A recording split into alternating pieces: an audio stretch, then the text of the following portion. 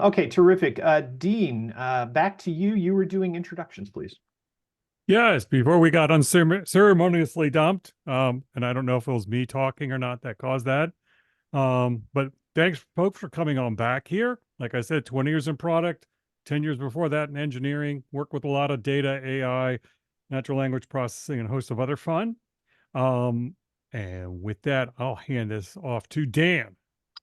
Hi there, folks. I'm Dan Torres. Product manager for many, many years now from companies from A to Z. Well, no Z yet, but A to Y.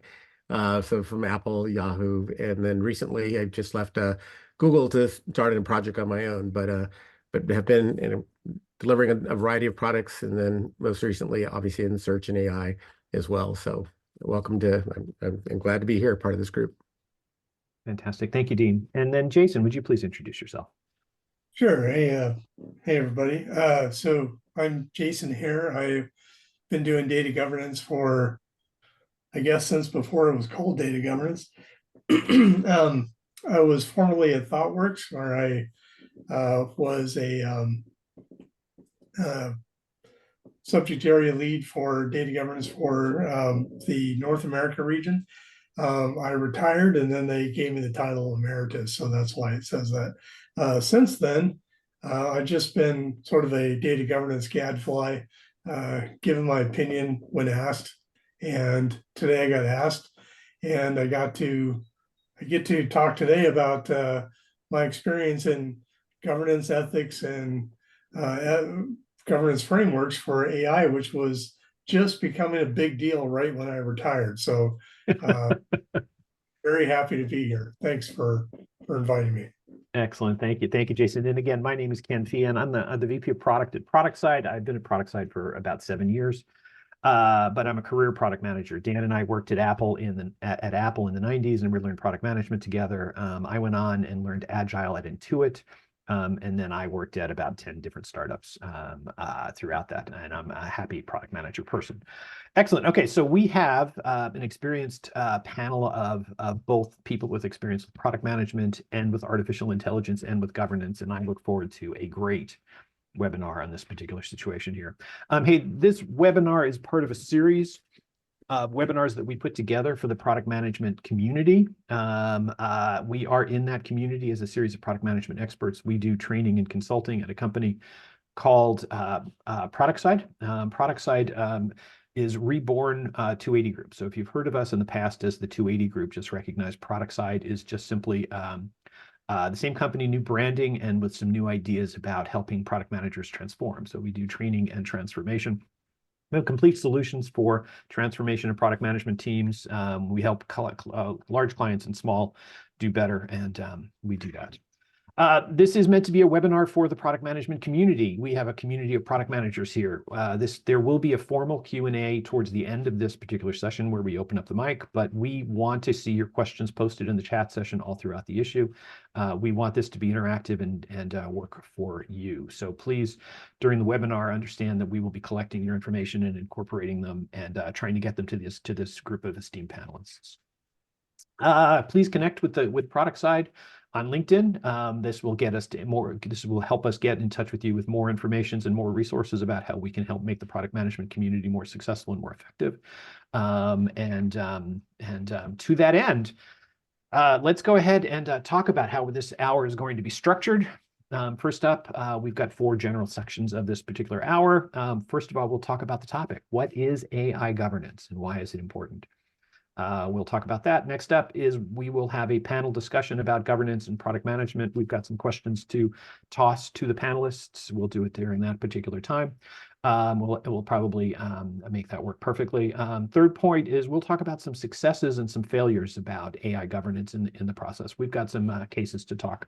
I learn from people's successes and failures more than I learn from reading books. So I love sections about successes and failures, and we have a good one lined up for you. And then lastly, we'll have time for Q&A towards the end of the particular meeting. Okay, panelists.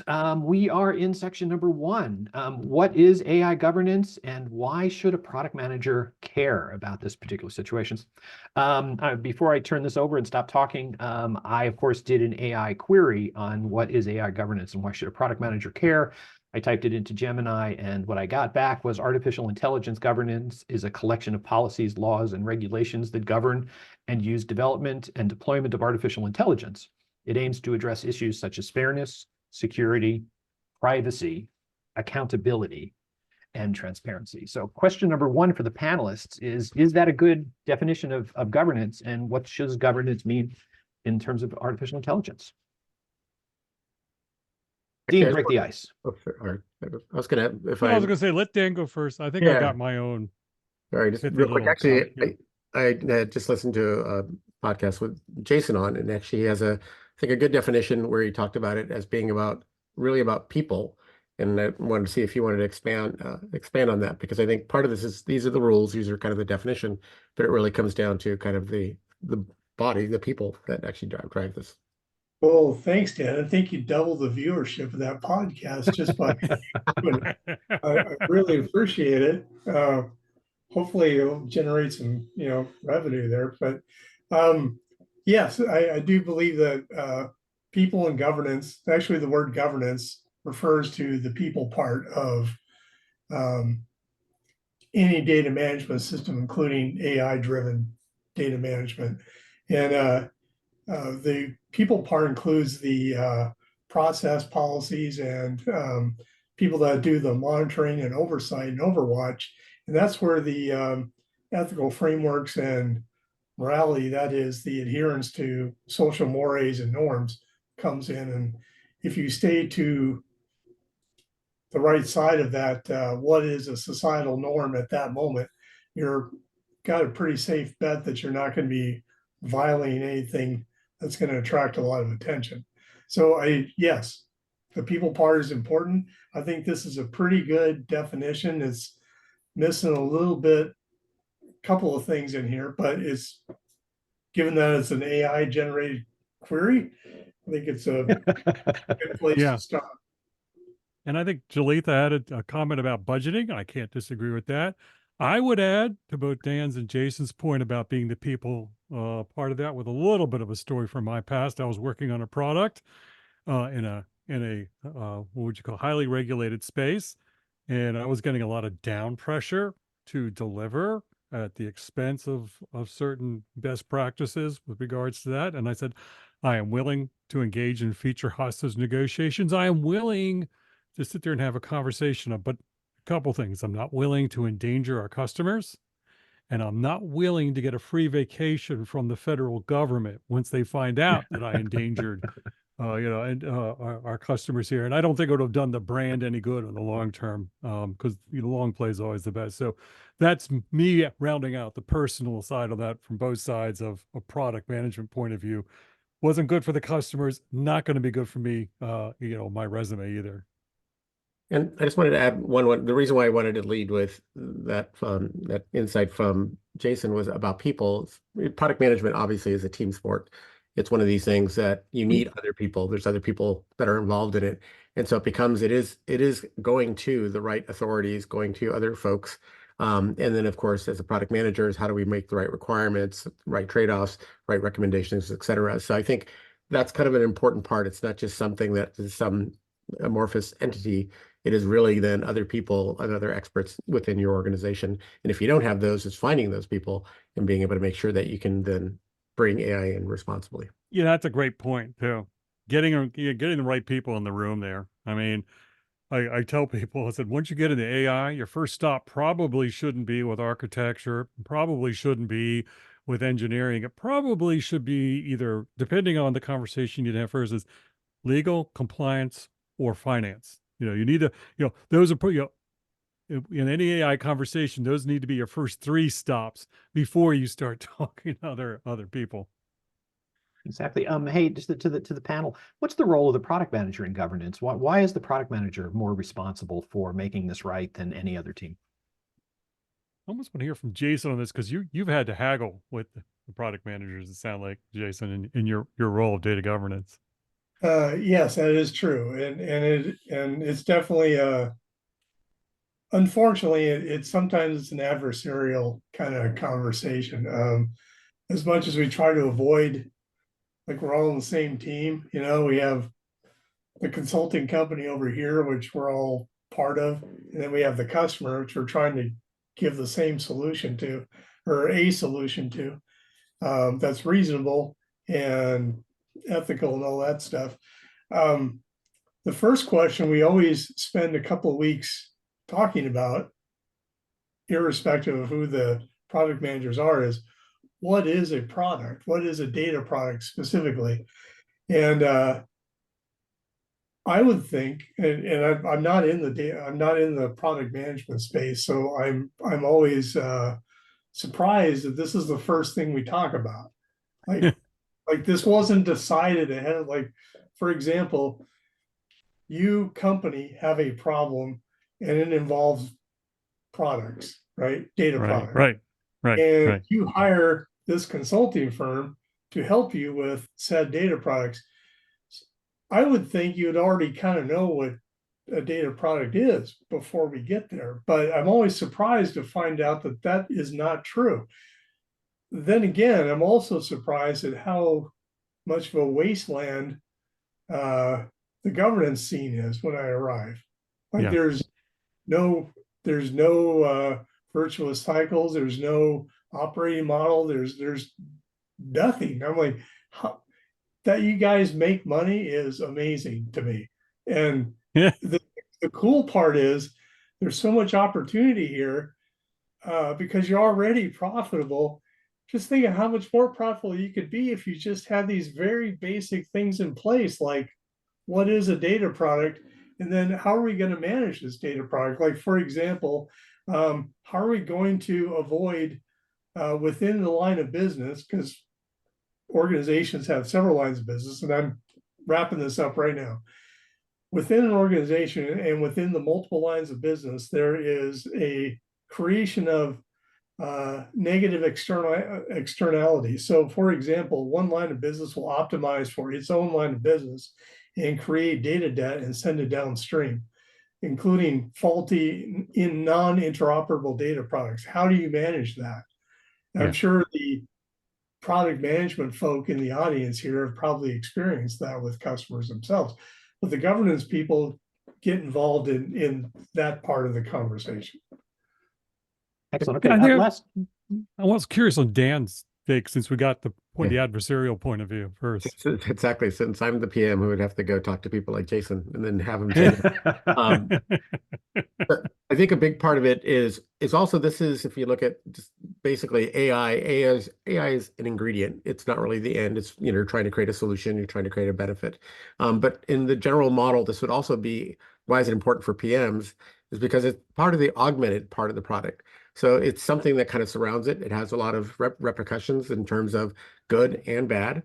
And so ultimately, it is also one of these things that comes back to, and I think Jason had mentioned before, that I heard, that I picked up on, is when something goes wrong, it's not just a matter of your product went wrong, or it was your product manager decision, or it's governance that didn't make the right decision. It's a company's problem, and then it becomes trust and all those other things. So getting it right, making sure it's that you have a right perspective on this, what can go right, what can go wrong. Becomes very important to say it's one more ingredient, one more requirement that you have to consider as part of the product. It's not just something that you say, oh, we've added it and now we don't have to worry about it.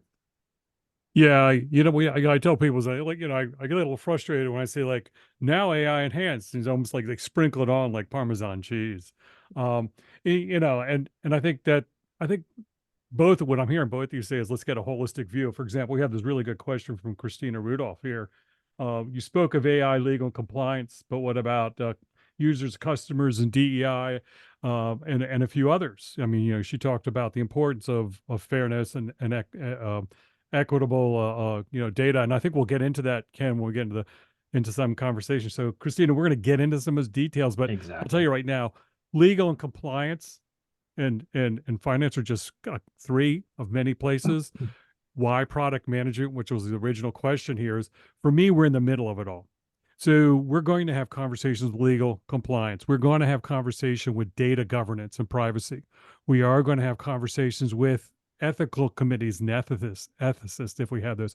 We are going to have, if we have a DEI or an ESG type of function within our organization here, InfoSec, now have to have a conversation with UX research, communications, PR, marketing there, executive leadership. So we're in the middle of the mix here.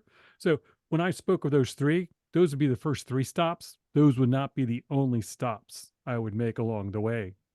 If I can just piggyback on what you said, Dean. So the person that asked that question about DEI, so that to me, that falls into the transparency and explainability part requirement of AI data products. So if the algorithm is opaque and it's a black box, you can't really see what's going on or how decisions are being made, there is a chance that vulnerable targets are being, or vulnerable populations are being targeted.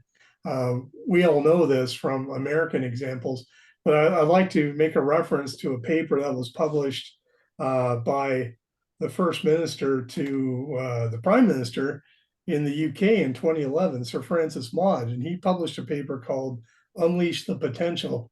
I'll give you a second to write that down. You can find it, it's a PDF, and it's published by the UK Transparency Board, the folks in charge of government transparency for all the UK. And it's a great paper about exactly what you just asked about.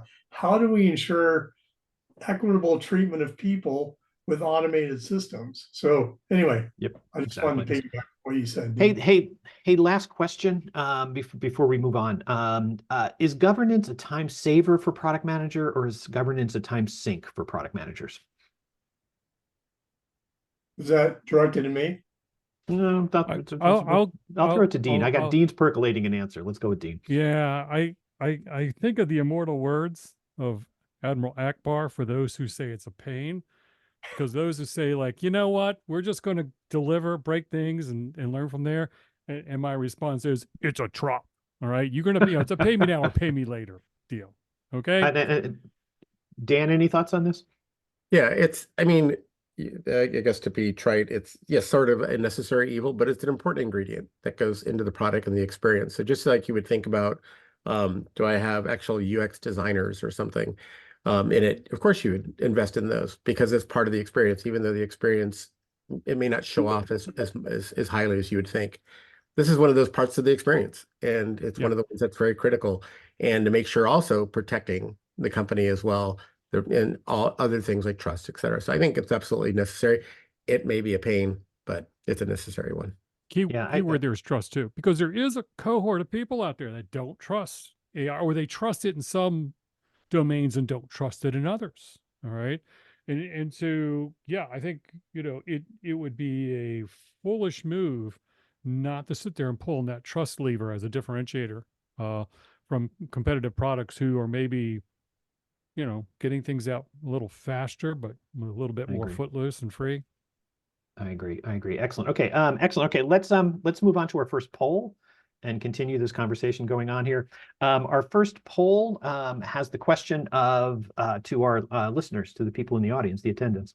How deep is your company diving into the AI waters? I'm going to put up the poll in just 1 second, but your answers are just dipping in our toes.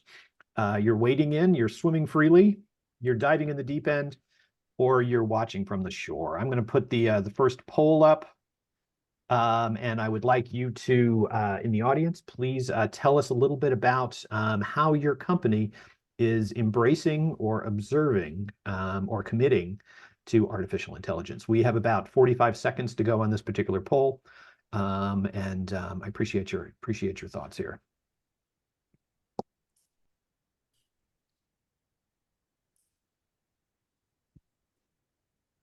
By the way, those of you who were disrupted by the technology glitch in the first few minutes of the webinar, we'd like to apologize again. We are back online. We are finding the gremlin, and we will take care of that, but we apologize for that small disruption. Excellent. About another 15 seconds on the survey. We'd like to know for the attendees the level of interest that their company has for AI products. And we would like to potentially get some answers for that.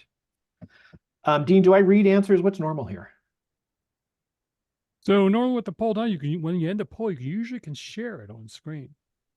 Okay, terrific. Okay, I've got about 10 seconds. I'm going to end the poll, and then I hope that we are going to get a graphic showing the answers and we can talk about it. The answers are pretty much what I had expected, which is fantastic. Okay, I'm going to end the poll. Rush, quick, everybody push buttons. Okay, we're going to end the poll and we're going to talk about the answers here. Okay, I'm going to share the results on the particular screen here. At this particular point, Dean, can you confirm that you're seeing the results from the survey? I'm not seeing them on your screen, but I'm seeing the results in front of me. So okay, that's fantastic. Okay, so to answer the questions here, how deep is your company committed to diving into the AI waters? We have almost 40% of the people that are exploring the opportunities. We have 21% that are using AI in a few key places. 13% that it's a core part of the business, and 10% says that it's our primary focus here. So that is to be expected. We think there's a lot of CEOs walking into product management offices saying, hey, how can you get some of those AI function features into our very traditional products? And we think that there's a lot for product managers to do in this particular space. And we think the data lines up very, very much with this particular survey here. Dean, any surprises? Dan, any surprises? For me, looks like a normal distribution. It'll obviously increase as time goes on. yeah, 20% on the sidelines, or 18% on the sidelines. You know, I think that's an interesting number at this point in time. I would have thought this time a year ago, possibly, but you know, right now that there's no plans, just sort of, I find that an intriguing number. Fantastic. Okay, terrific. Okay, let's jump into some panel discussion about how people are using AI. First, we talked about what AI governance was. Now let's go ahead and talk about that one.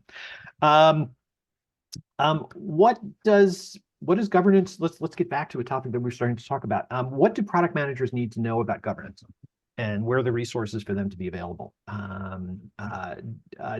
Anyone worked at a company that had resources for product managers, or did you have to make up your own? Well, we had to make up our own.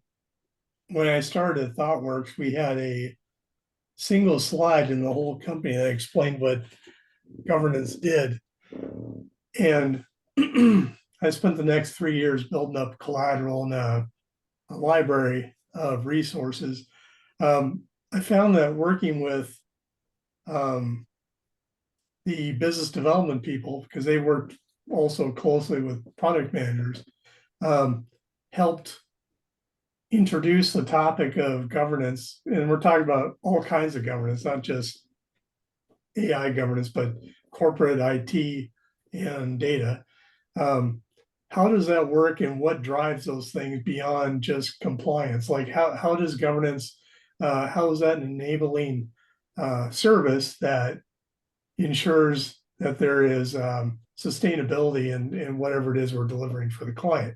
So for example, if we have some fintech client and they start out with a compliance issue, but they start noticing that they also have a data quality issue, how do we make it so that what we're suggesting melds with the culture of decision making that they already have? And we do that by building a library of resources and then talking with the people that product managers talk to, which would be in the case of ThoughtWorks, the business development people in the different industry lines. So we have a whole section devoted to fintech, a whole section devoted to defense manufacturing, et cetera, retail.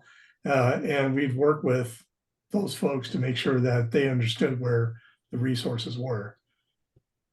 Hey, Dean, you're very present and participating in a lot of communities for product managers around Raleigh. Do you run into PMs? Where do they get governance information from? Are there governance organizations in their companies? Are they using AI tools in order to find out about governance? What are the resources of the people doing that you run into? So for example, and I, you know, when I was at IQVIA, I mean, they you know, highly regulated, and so there were entire offices, you know, for example, no product goes out the door unless goes through SOC 2 compliance, as well as some other types of, you know, it needs a be SOC 2, it needs to be adherent to HIPAA, it needs to be adherent to GDPR. And we had very extensive checklists of, not just in the data, but also in the code, how we had to execute on these. So in those cases where that's part of the lifeblood of the organization, I see it very well stood up.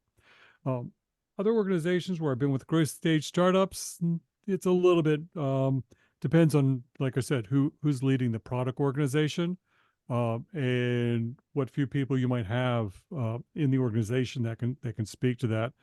And like I said, there's a lot of down pressure to deliver over providing some of those protections here. So there's quite a bit of a back and forth on that. How far do we go with that? And so, like I said, I've seen it both extremes, both here in Raleigh as elsewhere. Another question for the panel is that product management doesn't always run into governance issues. We don't run into rules and regulations sometimes about products. But what other organizations, what other teams at the company, the finance team, the HR team, legal team, what other places have governance associated with them that we might be able to learn from? For instance, there's a lot of governance around cloud features and data recently. Right. So organizations are pulling that up. That might be a parallel organization that we may be able to learn from as we do product management and governance. Am I reading that right, or do I have that wrong? Governance. Oops, sorry. Go ahead, Dan. I think I gave mine. Dan? I'll be real. So first off, governance really isn't per se a new concept or relatively new. It's always sort of been there. It may not have been called governance, but the idea, I mean, you can go back to companies like Johnson & Johnson, where Tylenol, they had their scare where, again, it was people were being poisoned. It created this notion of governance, like, what do we do the next time? How do we handle this? How do we communicate this? And those policies and those kind of processes and things started becoming a commonplace within companies. And so it's been around. It just keeps evolving because the stakes are getting higher. And then ultimately it becomes that there's more legal compliance that now needs to be paid attention to. If I'm selling products to children, is there's other requirements, COPA, and then you add in things like AI. So it's always been there. It's just a matter of a lot of times how responsible a company needs to be. And a lot of times companies will learn when they have something bad happen to them because of not having this governance. That's when then they start to emphasize these other parts of the organization or start to build out those requirements. But you can also have, there is a hierarchy of governance in all organizations. So you have corporate governance. So think of, like, for example, if you want to get on the downward regulatory pressure thing, the Dodd-Frank Act, why does that exist? Well, I go back to Enron days and all the malfeasance that made that necessary to have these bodies that would regulate corporate behavior, right? Then we also have IT governance, which is, by the way, an international standards organization publication now. Like 38505, I think, is the number. If those of you in the audience who like to read stuff like that, but we have data governance, and then we have AI governance, which is, like I said, relatively new. And I think the comment was made by either Dean or Dan that only in the past year has this become. I think it was in reference to the poll.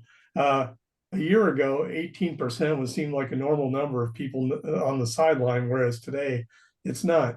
A year ago, I was still working at ThoughtWorks and I just put in my retirement papers. And now I'm seeing this explosion of AI, but also data governance profiles on LinkedIn.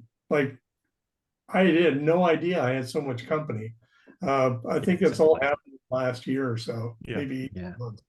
And exactly. And hey, go ahead, Dean. I'm sorry. I was just going to drive that through just a little bit more here, because I think both peers, and I think what's happening is we're seeing that being extended now. So in other words, the governance has been there, but now it's being pushed. I would imagine, just like we saw the rise of the chief product officer, that you will see the rise of a chief AI officer. And one of their mandates of concern is going to be whether, in that area of safety, compliance, privacy, and removing bias. Exactly. Hey, one of the topics that made me most aware of governance, that caught my attention first, are potentially regional differences between markets. Trying to take a product that might have been developed here in the States and taking it to Italy, or taking it to the European Union, or to take it to Singapore. Can the panel talk about how regional governance and regional laws are potentially affecting AI governance? Well, I mean, like I said, we saw when ChatGPT first came out, Italy just said, forget it. We need to put some protections around. Now it helped all of us. But for example, the EU just earlier this month, late last month, started to publish their guidelines. The White House had published guidelines through NIST back, I think, last July. You're also seeing IEEE come up with standards as well. So I think what's happening is we see these both at federal levels, but now you're also seeing at local levels. I was reading something interesting at the state, what do you call it? The state within the state of New York is creating its own set of regulations here. So now if you're going to be doing business in New York and then maybe California, where there's also emerging regulation here, how does that impact you on, all right, we're trying to get this product out the door, but at the same time, like I said, now we've got both these federal level regulations as well as localized regulations. Well, I think when it comes to privacy, I think you're seeing really a tale of two ways of doing it, right? So you have the EU way, which is GDPR, which is very proactive and will hunt you down kind of compliance. Then you have the passive United States model, where you have states' rights that sometimes override federal abilities and jurisdictions and rights. So, for example, California, Washington State, Oregon, Utah. I mean, there's a whole bunch of states, including New York and California, that have passed or in the process of passing privacy and public protection kinds of legislation. The interesting part, this is something I brought up with Ken when we were talking on the phone before this meeting, was all of the legislation. If you look at all of the GDPR stuff, California stuff, New York stuff, Washington State stuff, are actually based in the same set of 8 principles that were published by OECD, which is pre-GDPR, pre-EU, sorry, publication 1980 of the 8 principles of privacy. That's kind of a privacy bill of rights for Europeans, right? And we've adopted that. If you look at the California model, it's really verbatim those 8 principles. The only difference is regionally between the United States and Europe is the United States is a patchwork that we're going to have to navigate. Hopefully AI is up to the challenge of helping us navigate that. Also, the United States does not, or each individual state does not have a proactive enforcement arm. It waits to be notified that there's a violation before it takes action. California specifically. The reason for that is the tax base of California pays for the enforcement of those laws, whereas GDPR laws are paid for by the fines that are levied by GDPR against companies that dare do business in Europe, right? So you have 2 different models, 2 different ways of looking at the world. And yeah, there is data sovereignty issues. And yes, we should be aware that those exist. So yeah, Jason, that lines with a couple of questions. Should it be regulated at state level, federal level? The answer is going to be both yes and both no. yes, I mean, here's the deal. It's going to be regulated. It's probably going to be regulated by regulation means we slow things down by their nature. We think things more. So if you're going to wait for regulation to make these things happen, you lose an opportunity to differentiate yourself in the market. I would want to see companies and especially product managers use the safety of our customers and the people around us here as a selling point. And so, like I said, as opposed to just looking at it as this negative thing here, because nobody wants their health records splattered everywhere. Yeah, I wouldn't exactly. want that happening to me, No. and other types of things as well. Dan? Yeah, and the ultimately just the nature of an internet available product changes almost everything. When you talk about like, am I selling this in another country, in another province, in another state? It sort of almost doesn't matter anymore. And we had similar, this is before AI, but privacy was one of the ones for Nest. Chicago, or actually Illinois, had different privacy policies, which changes some of the settings that we'd have to set for if people had a camera that was aiming out towards the street. You had to alert the user or a customer, or not a customer, somebody walking by had to know that they were being filmed. And so that just made all sorts of complications in there. The worst part, it even went further of like, if somebody, what does it mean that they have this product in Chicago? Really, the cell tower they're hitting is in Chicago, but they're sitting in another state. And so, so it's just things like that that come up. So no matter what, it's part of your product. It's an ingredient that you need to know about, and you should be aware of the various risks that will come in there, and obviously understand those as part of the product, because it'll have a great impact on you. So it's not something just to say like, oh, we don't sell there. Products can be accessed in a variety of places, and somebody will find you. Excellent, excellent. Hey, Dean, we've had some pretty lively conversations in our AI Innovations for Product Manager class around Pastel and about resources. Can you take 60 seconds and kind of give people some resources about things that they might be able to use to consider issues here? Right. So again, I mean, we're getting some questions. Should this be, at the state level? My sense is, let's be proactive about this. Let's be proactive about how we measure this and how we work with this. So one of the things we teach in our classes, I say, let's take the Pastel framework. All right.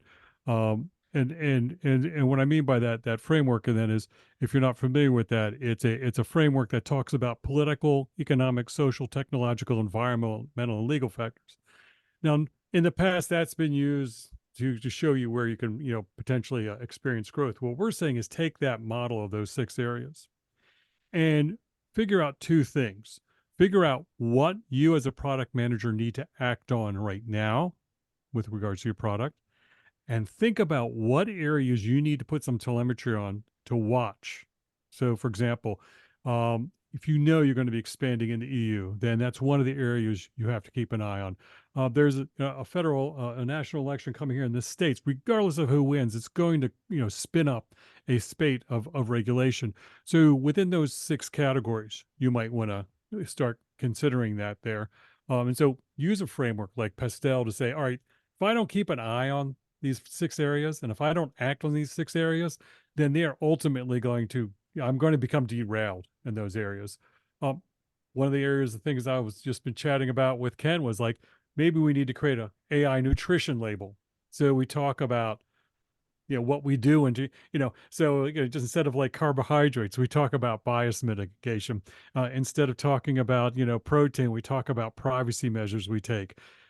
Again, it's trying to bring forth some trust in these areas such as transparency, the integrity of our data, the compliance, our performance metrics, our information about our model, giving some of that information back upfront and proactively.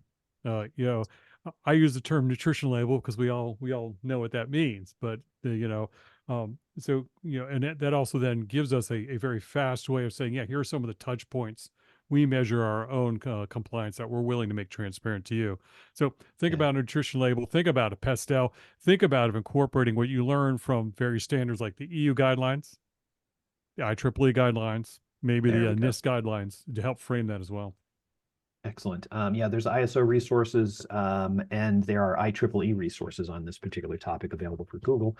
Also, Dean mentioned Pastel, which is a term, it's an industry standard term for helping a product manager understand the political, the economic, the social, the technological, the environmental, and one more.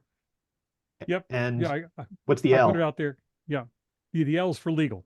All right. Legal. So Legal. I just put it in the chat for everyone. That's fantastic. Fantastic quick worksheet that a product manager can use in order to anticipate some of these things. Excellent. We are continuing to move. Let me bring us to our next topic. And our next topic is always a fun one, and that is I would like to discuss some successes and some failures around products built with either AI features or built around AI technology itself. To the panel, pick a topic from the board or make up one and tell us about successes and failures. Dan, do you want to talk about your favorite one up here? My favorite one. Can I hallucinate? No. No. That's not your favorite, Dan. I know what your favorite is. Yeah. So I like to look at the kind of the good patterns. largely. And so Khan Academy, I think, has done a very interesting job. It's a very it's a complex set of decisions that they had to come to. And again, as they're building courseware for kids and training them and tutoring them, and adding AI seems to be a very natural part of it. They're really, really good. If you look at they have their FAQs and blog posts, a number of them on their site that actually talk about what their governance is and what they will do. They acknowledge up front even that, it will make mistakes, but they also put in what their remediation will be, how attentive they'll be to this problem.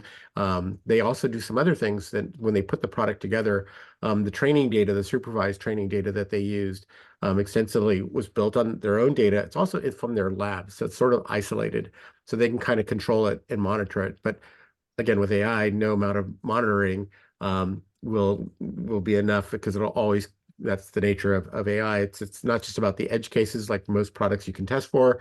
It'll constantly be finding and creating new edge cases. So they do a really good job, a solid job. And then ultimately the benefit is really what they were looking at. It's like, how do you add this to help this tutoring process? And the benefit ultimately of their integration is for students. They found them to be more engaged with it, more chatty with it in terms of asking things. They also put other guardrails in there, understanding that it wasn't a matter of giving them answers. It's actually trying to tease out answers and get them learning in a Socratic method. So a lot of benefit there, but they also are very clear and transparent about how they use it, what they will do, and what, kind of the measures that they will continue to monitor to make sure that it keeps getting improved and isn't creating false or endangering their students. Exactly. Using it responsibly. I think that's fantastic. Hey, Dean, do you want to tell the Air Canada story? Well, the Air Canada story gave some not so accurate information on the bereavement policy. And as a result, there were some questions on the fares that resulted in. So let's set this up. So there's a chatbot where Yeah. a human could interact with it and ask questions about a bereavement policy, which is a special fare that used to be offered for people who need to fly to funerals last minute and things. Right. And so the information was giving wasn't exactly accurate, and as a result, lawsuits ensued. And again, I think Air Canada's initial stance was that was the chatbot. It wasn't us, really, or it was bad data. I mean, this is sort of a TLDR. There's lawyers will want to hang me for this, but basically saying, well, it's just the AI, and you have to expect that. And people are like, no, we came to you seeking information. You gave us this information. We're going to hold you accountable for that. So ultimately, Air Canada didn't fare so well, or as well as they expected to in this case, and it just again was an issue of racing a chatbot out into the wild without understanding the unintended consequences. But I want Exactly. to add on that one. That one is really kind of the essence of governance as well, because it's going to tell you how you respond. You're getting your policies in place of how you respond and how you'd answer something like this. And so it was clear the answer was not my fault, my AI, my homework or whatever. It's like, Right. because like that's not the right answer. And so Yeah. your governance would have prepared you ahead of time to say, we will openly admit that we did something wrong. We'll accommodate these customers and then clarify it moving forward. That should have been a better response. So similar to old days of Tylenol, going back to that major event, they just said, we're pulling it off the shelf and telling people up front what's going on. Exactly. Yeah. And that gets that, that there's different levels of transparency. And I think that's one of the levels of transparency we need to be able to address. I agree with you totally there. So that's a situation. So Air Canada is a classic example where the product got ahead of the policy. Is that right? You comfortable with that? Yes, but I think more importantly, it was the response. It was a matter of AI is going to do this. It's going to happen.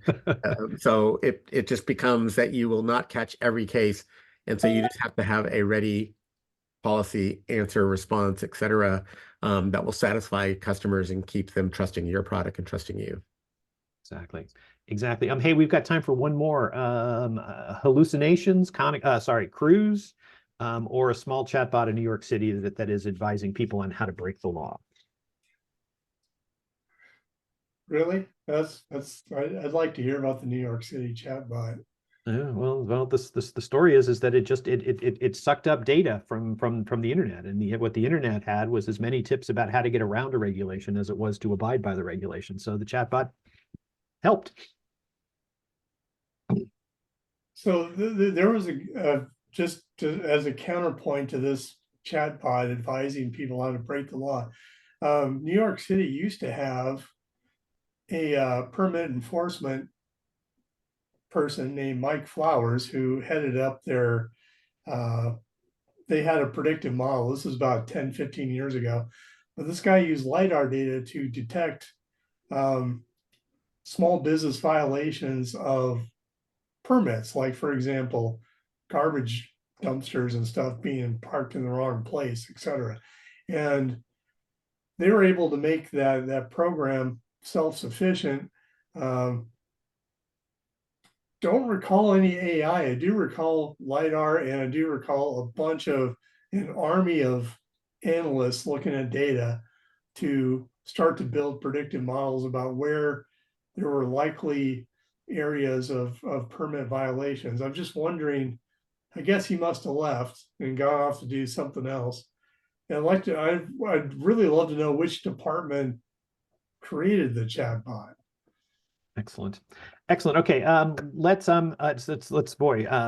we've got a question coming in about data, about metrics. And I can tell you that we could talk about that for an hour, and I can tell you that we will queue that up for a future webinar on this particular topic, as we will talk about metrics and measuring the effect of these things, because if you can't measure it, you can't make it better. I provided a quick response, typed in a response, just of a quick list that they can start with until we have that conversation. Fantastic. Okay, I want to do one more quick poll, and then I want to open up this mic open up the mic for some questions here. I am going to open up poll number 3 at this particular point. The poll is open. The question is what's your company's stance on AI for product management tasks? So does your company discourage, encourage, block AI tools and services from you as a product manager for helping you do your job? The answers are no restrictions on AI use for product management work. AI is allowed, but human product managers make final calls. AI can assist, but not automate PM tasks. AI is strictly prohibited from PM work, and no AI tools in use for product management currently. No, I think that last one's like AI. What AI? I don't do anything. Exactly. You know? So that sounds perfect. We'll keep the survey open for a few more seconds, and then we'll do the Q&A. I think we've got a couple of hands up, and we'll start bringing some people in because for responses some are anonymous, by the way. So fantastic. Okay, a couple more minutes, a couple more seconds for the survey here, and then we'll turn this over. Please give us your answers. I'm going to end the poll in 10 seconds. The numbers are moving. And then we'll open up for Q&A. Okay, let's end the poll and share the results here. This is very encouraging answers here. So what I'm seeing here is 20% of your organizations have no restrictions. That's an okay number. Number 2, 35% of you have AI allowed, but humans make the final calls. That seems like a reasonable response. And also coming in at 35% is AI can assist, but not automate AI PM tasks. Seems like a pretty straightforward. Yeah, I like this, Ken, because for me, I'm always, one of my classes, what I'm teaching is don't use AI as a source of truth. Use it as the basis of as a great conversation starter. I mean, we talk about that within our AI class and others when that question comes up, is don't use it as a source of truth. Use it to generate and start great conversations. I feel like the 35%, the 70% within those 2 questions land in that area. So I'm glad to hear those behaviors. And then we do have 12% coming in of AI. What AI? Completely expected here. Okay, let's bring this on home. And we have time for 1 or 2 questions here. Chris Soms, you have been very patient waiting for us. You are currently open mic. If you're there and you'd like to ask your question, we would like to hear it.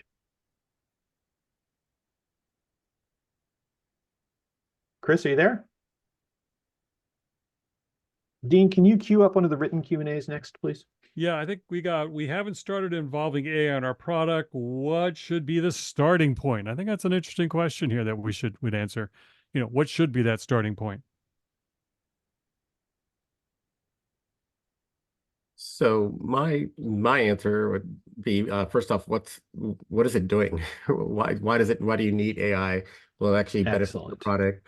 And because I think this is the kind of place that we live in now, that everybody says, hey, go make AI in part of our product. We've put AI at the end of it. It makes our valuation go up. It makes it better. But what is the benefit of either for Yeah. the company, for the user, et cetera? And it's really understanding that at first. I think that gets to Jason's point as well. It's like, hey, we're creating a data-centric product here. What does that mean? I mean, I like that Jason said, challenge the product manager, saying, well, hold on, you're the ones solving the problems here. So what problem are we solving and who are we solving it for? And I think it does start who has the problem. I mean, if I'm doing it in the healthcare space, it is going to change where I start, whether I'm doing it there or whether I'm just doing something that helps share photos with my friends. So I think where you start depends on the domains and the markets you're providing a data-centric solution here. Excellent. Excellent. I have another question coming up here. What are some practical steps that product managers can take towards this AI governance process? Where do they start? What's the first thing? Well, I think, like I said, there's no shortage of documentation out there. So maybe start, I mean, for example, just scan the recent standards that have come out and the guidance that have come out. The other place, we've talked about those. The other places to look as well. For example, look at what Anthropic is doing with their constitutional governance model, and compare that to how maybe other foundational models are enacting governance here, to see, and not so much to learn the how, but by looking at the deltas in their approach to you, what you start doing is uncovering what they're doing in terms of governance. So, for example, when you look at Anthropic, what they're doing with Claude, where they pulled in information from the UN, human rights, as well as Apple's, what would you call it, rights as well, and use that more as a constitutional framework. Whereas I think IBM's has a board of advisors, and there's other places. And so looking at their approaches will help you understand different ways of skinning this particular cat, and should lead to a curiosity in terms of, all right, how deep do I need to go here on this particular data labeling issue here? Do I have to make a synthetic data play in order to stay compliant here in my testing? So it will lead you into those other areas of execution. Fantastic. We're gonna actually wrap up this very fast hour. I think we've got lots more to talk about. I think that there will be a follow-on seminar, so please register with us with LinkedIn and get on our mailing list so that we can do things. I'd like to dig into more regional requirements. I'd like to talk about a few more success and failure stories, and I would like to talk about data. I would like to talk about metrics. As we potentially wrap up here, I would like to make sure that you are aware that Productside does offer a class for product managers that are looking to incorporate artificial intelligence into their existing products. That product is called AI Innovation for Product Manager. And one of our developers and one of our trainers for this particular product is our very own Dean Peters. In this particular situation right here, if you would like to know what the syllabus is for that particular course, so you can see the topics that we're covering and how we're enabling product managers to engage on these particular topics, please scan the barcode on the screen right now or visit our website and download the syllabus.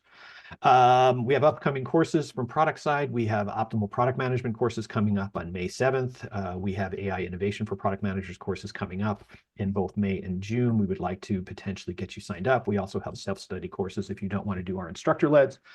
We welcome you to the community, and I would like to thank our panelists, Dean, Jason, and Dan, for your participation in this particular process, and look forward to seeing you guys again. Any parting words before we sign off? Nope, we don't. Documentation. Read it. Always read the documentation. Yep. Always. Yeah. And like I said, have the right conversations with the people. If you don't know, ask. Don't treat it like, oh, if I don't talk about it, it'll go away. Yeah, it's pretty funny, but the governance sometimes can take you 10 minutes to do or an hour to do, and it can save your company a major problem inside the marketplace. So be the product manager that spends that extra few minutes thinking about these things up front, as opposed to having to withdraw a product. We've seen some major tech companies have to withdraw product because of governance issues around this particular issue. Don't be the product manager for one of those things. It doesn't look good on your LinkedIn profile.